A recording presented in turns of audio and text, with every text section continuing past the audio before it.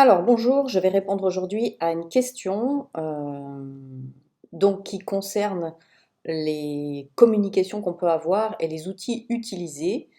Cette question, elle m'a été envoyée par, j'ai pas mis le nom pour rester dans la confidentialité, RD, thérapeute de couple. En dehors de toute la mise en place de la communication classique, amis, famille, bouche à oreille, carte de visite et flyer, rencontrer les professionnels de santé du secteur, faire son inscription dans les fédérations ou en tant qu'auto-entrepreneur, avoir sa fiche Google Business, créer un site internet et un blog, s'inscrire sur les annuaires pro, créer des articles de presse en région, presse locale, presse de la ville, être membre de comité santé et membre comité de travail, ou en tout cas s'y faire connaître, aussi auprès des maisons d'accueil de femmes victimes de violences et responsable, je ne sais pas quel est ce site, evi.org, pour la région sud. Bref, que faire de plus pour attirer des clients? Donc certainement que cette personne qui me pose cette question a fait tout ça et que peut-être ça ne marche pas, c'est-à-dire que ça, il n'y a pas autant de retours clients que ça. Alors déjà, moi, ce que j'entends par là, c'est que par cette liste de choses à faire, que c'est une liste effectivement de choses qui ont été à produire ou produites de façon en fait systématique, de façon automatique, comme un gage de réussite. Un gage de réussite, c'est-à-dire que certaines personnes pensent que parce qu'ils ont un site, parce qu'ils ont leur fiche Google Business et ils sont inscrits sur les pages jaunes, ça va fonctionner. Eh bien, ce n'est pas le cas. Ça ne fonctionne pas de cette manière-là. La communication a une subtilité supplémentaire qui n'est pas donnée dans ces outils-là. C'est d'ailleurs ce que je propose, moi, dans mon accompagnement auprès des thérapeutes. Bien entendu qu'il y a les outils en question, donc à peu près ça, voire un peu plus, puisque je rajoute bien Facebook et les vidéos à l'intérieur. Pourquoi? Qu'est-ce que je mets en plus? Qu'est-ce que je propose de supplémentaire dans la communication à produire par les thérapeutes qui fait que ça fonctionne pour eux et qu'avec ce que je vois là devant mes yeux et que vous voyez aussi devant vos yeux, ça ne marche pas? Alors là, en fait, vous avez tous les outils pour vous mettre en avant, pour mettre votre profession en avant, mais ça ne m'indique pas que vous mettez les clients en avant. Ça m'indique même plutôt le contraire. Et ça m'a inspiré cette image suivante, celle-ci. Pensée communication. Il y a la pensée communication versus thérapeute et versus client, c'est-à-dire que les thérapeutes, beaucoup de professionnels en général, vont mettre en avant leur qualité, leur titre. Ils vont parler dans leur communication de ce qu'ils ont comme diplôme, des écoles qu'ils ont faites, de ce qu'ils sont capables de faire, de ce qu'ils sont capables d'offrir, de qui ils sont, leur parcours, tous les diplômes qu'ils ont eus. Parfois même, on a des personnes, puisque souvent c'est une reconversion professionnelle, qui vont nous indiquer aussi les différents emplois qu'ils ont eu avant, si c'est des postes à responsabilité par exemple. Bref, on saura tout sur le thérapeute, mais on ne saura rien sur ce que ce thérapeute peut apporter à ses clients. Alors évidemment, on peut lire entre les lignes. Un client, en fait, un petit peu instruit, va lire entre les lignes, il va se dire, bon, ben, si il est, je sais pas moi, sophrologue, ou s'il est euh, psychothérapeute, ou s'il est praticien en énergétique, ou s'il est je ne sais quoi, peut-être alors que ça veut dire qu'il va être capable de traiter tel problème que je rencontre. Et donc, c'est au client, avec cette communication-là, qui va devoir faire sa recherche et c'est lui qui va être un petit peu l'aventurier en quête d'un mieux-être et il va farfouiller au milieu des thérapeutes existants pour essayer de comprendre qui peut faire quoi. Et donc, c'est pas cette communication-là que je propose, c'est pas en fait l'addition de vos différents outils, comme on le voit ici, que je vais vous proposer dans le programme Thérapeute Lancez-vous. Mon programme d'accompagnement, Thérapeute Lancez-vous, donc, n'est pas un programme où on va fabriquer nos outils, point barre. C'est un programme dans lequel il y a une part, une grosse part d'apprentissage donc, qui est donné par le coaching, hein, certainement, mais aussi l'apprentissage de soi face à la communication, et qui va être donné en fait en apprenant à vous situer en tant que thérapeute du côté du client. C'est-à-dire que vous allez avoir une double casquette au moment où vous écrivez vos outils et vous allez vous mettre à la place du client. Vous allez lui, non pas à sa portée, à sa place. Et on va apprendre peu à peu, en fait, à donner une communication qui n'est pas celle qui va nous mettre en avant, même si c'est une manière de se mettre en avant, même si je passe mon temps à dire au thérapeute, sortez de votre ombre et mettez-vous à la lumière, mettez-vous en avant. Mais en fait, j'ai compris, avec un échange que j'ai eu avec une thérapeute, que c'était mal interprété. C'est-à-dire se mettre en avant, c'est pas vraiment soi qu'on va mettre en avant, c'est le client dans ce que l'on propose pour lui. Exemple, vous allez, lorsque vous communiquez avec cette façon-là que je vois là de communiquer, vous allez vous mettre en avant avec vos diplômes, votre parcours, etc., ce que vous apportez aux gens, nanana. Ce que je propose comme communication, c'est plutôt une communication où on va s'intéresser à la problématique du client tel que lui le décrit, tel que le client le décrit, tel qu'il souffre lui, avec ses mots, la manière de le dire, la manière de le penser, la manière de le vivre au quotidien. On va aussi s'intéresser à ses désirs en tant que je souffre, je veux quoi, j'attends quoi, j'aimerais quoi, je désirerais quoi.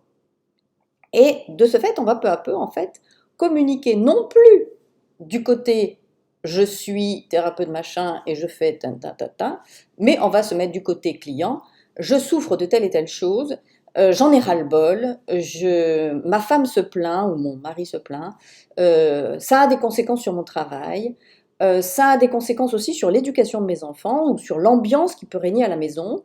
Et je souffre de ça parce que ça a des conséquences multiples et ça me pousse à beaucoup de stress, ça me pousse du coup à créer des problématiques de peau, des problématiques de sommeil et du coup ça me pousse aussi à me poser 1000 questions, j'en ai des migraines et de ce fait je voudrais aller mieux mais j'ai tellement finalement attendu que je ne sais même plus par quel bout le prendre.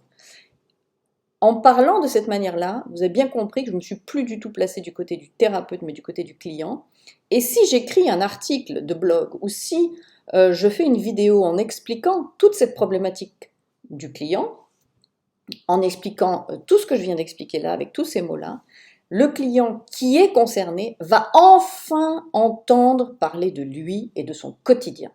Et pour la première fois, le client, en fait, va se dire, si ce thérapeute parle comme ça, c'est qu'il me comprend, c'est qu'il me comprendra et c'est qu'il a capté un truc que les autres thérapeutes ne captent pas, c'est ma souffrance complète au quotidien à cause de mon problème.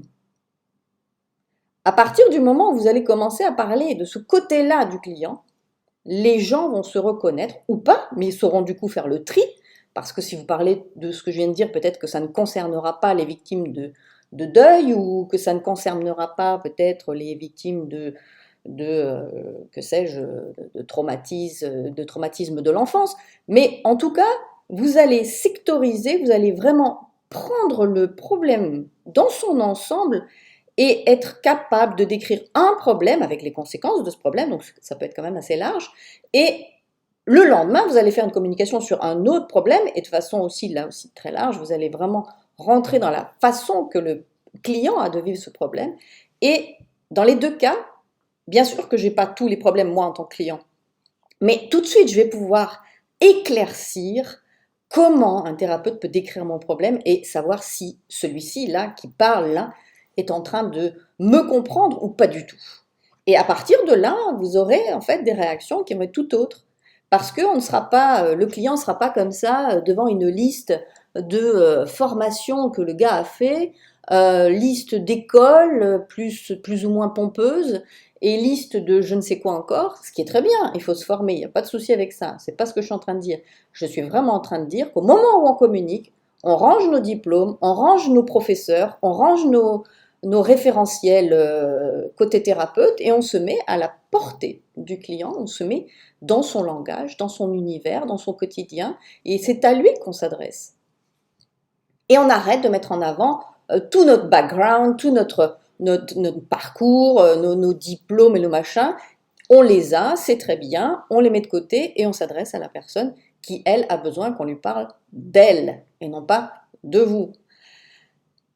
Donc, la communication avec un tas d'outils, c'est bien, mais si ces outils ne sont là que pour vous mettre en valeur et mettre en valeur votre parcours, et mettre en valeur vos diplômes, et mettre en valeur vos formateurs et les écoles que vous avez faites, vous ne renseignez pas le client et vous ne vous mettez pas à sa portée. En revanche, en vous mettant à la portée du client, c'est-à-dire en parlant vraiment de lui, de ses désirs, de ce qu'il peut euh, aussi obtenir, parce que j'ai parlé juste du problème, mais après vous allez aussi décrire qu'avec votre méthode, voilà, ce que vous détenez comme différents savoirs, connaissances et expertise, qu'est-ce que vous pouvez lui apporter? Il a besoin de l'entendre. Ça va donner quoi, ça?